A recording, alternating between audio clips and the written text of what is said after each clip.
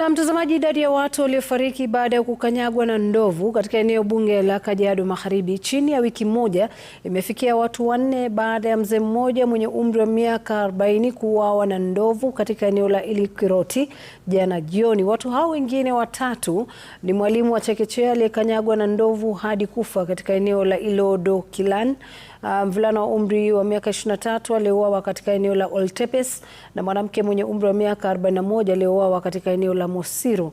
Maafisa wa KWS tayari wamewaangamiza ndovu wawili waliohusika, huku wakiendelea kudhibiti tembo wengine eneo hilo.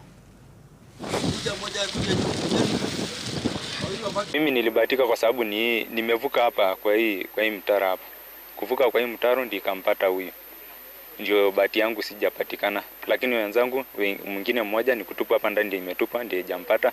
Tulikuwa watu watatu. Hii ni korido ya ndovu kutoka Mara, Magandi kuja hapa kuelekea Amboseli, na ndovu ni wengi kwa wakati huu kwa sababu hapa the habitat is still intact, bado mazingira hayajaribiwa.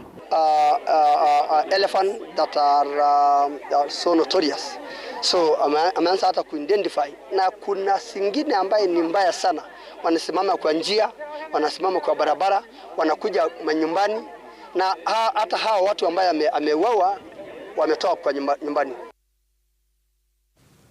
Na mahakama ya ajira jijini Nairobi imebatilisha